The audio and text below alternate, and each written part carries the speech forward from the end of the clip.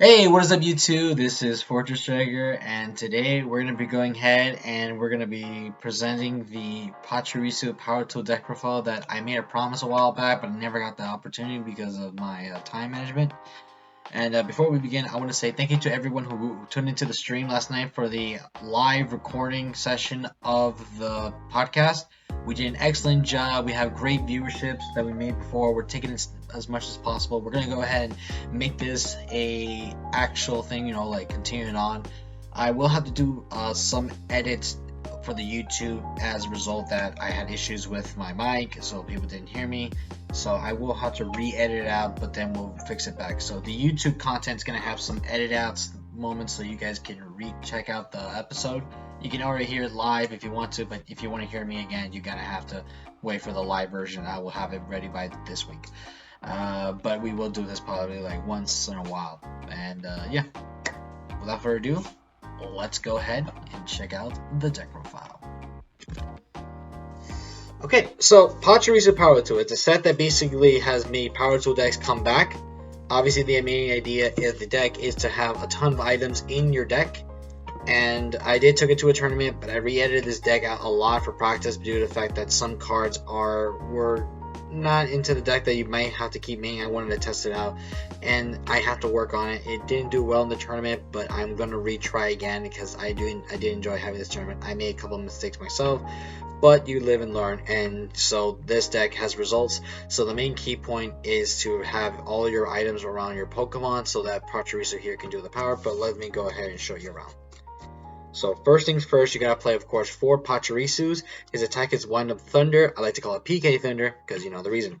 It does a 30 times damage for every amount of energy of items that are all around the board of your side on the field.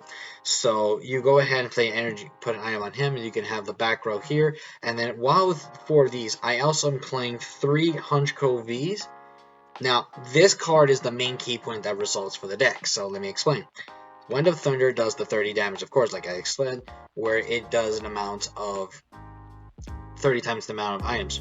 Now, Hunchcrow has this ability, which is called Boss Pockets, yes.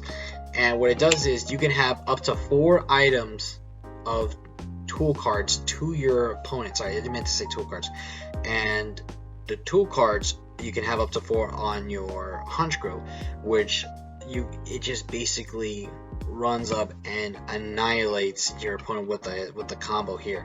And if he loses the ability, he only keeps 1 tool on, which is a problem. But it really can help and resort to attack your opponent with so much damage, including V Pokemon. So if you have like about 7, that's a total of 210. And if you have certain cards like the Pachirisu spell, you can get against a V Pokemon, it'd be like a 240. I can actually make this card go up to at least 300, even I can go up to 4. Depending on the amount of items I'm placing on a Pokemon. Now, I'm playing 3 of the Hunchcos because 3 is very doable, but if you play with only 4, it's going to clog your deck, it's going to take too much space in your bench, and it's going to prevent you to do any more plays with other Pokemon. You're going to have less Pachirisus to be played, your Manaphy's to prevent the Pachirisus to get hit. You also want to have 4 Pachirisus because it is also a main key point of the deck. So you have to be very specific on what's the amount of limitations you're going to have in your deck in order to go ahead and use Pachirisu and your Hunchcrow to do Annihilation. Alright, now for this one's an interesting card that just came in Astro Radiance. I'm playing the 1 Oranguru V. I'm going to see if I can try and make 2. Now his ability is incredible. It's called Back Order, and basically when this card is in your active spot, you can search up to 2 item tool cards from your deck and add it to your hand.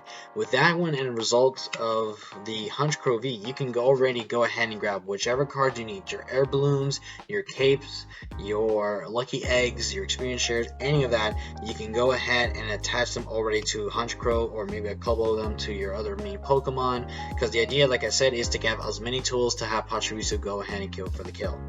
And it's a really great card. Plus, if you want to use experience share on him, or you can use the air balloon to switch out, that's fine. But experience share also, because it's a vanilla card, and with psychic it does 30 plus damage for, and with attack does 50 more for every energy attached to your opponent's active Pokemon.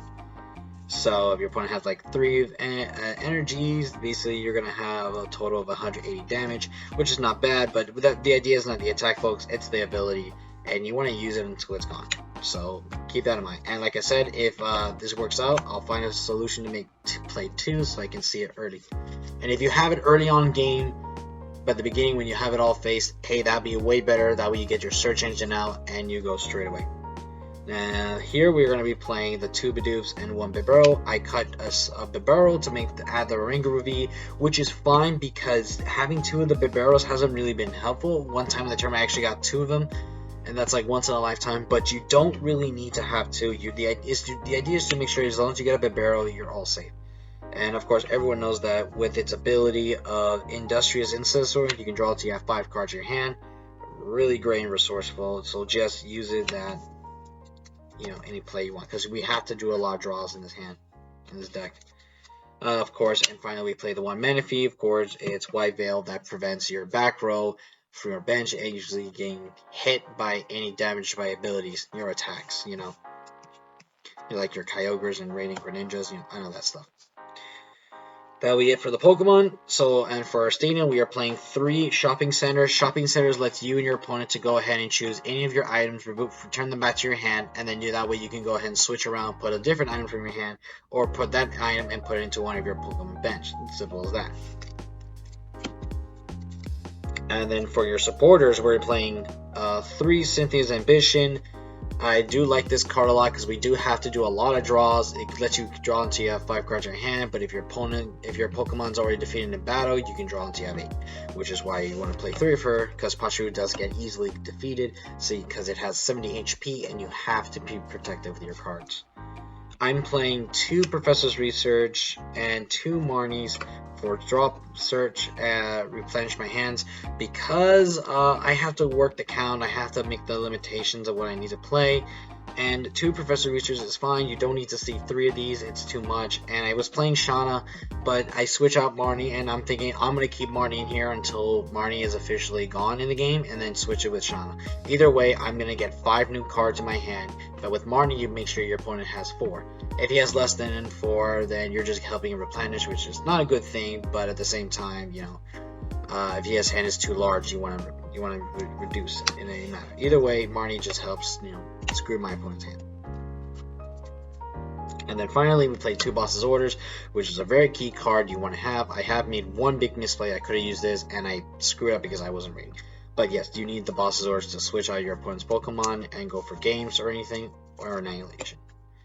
And that's it for those cards. And now first the tool cards. So we are playing 4 Lucky Eggs, 4 Capes of Toughness, 3 Air Balloons, 3 Experience Shares, and 3 Choice Belts. Now, all this is a great grand total here of, I believe it's 15? No, it's 17. 17 of your item cards here.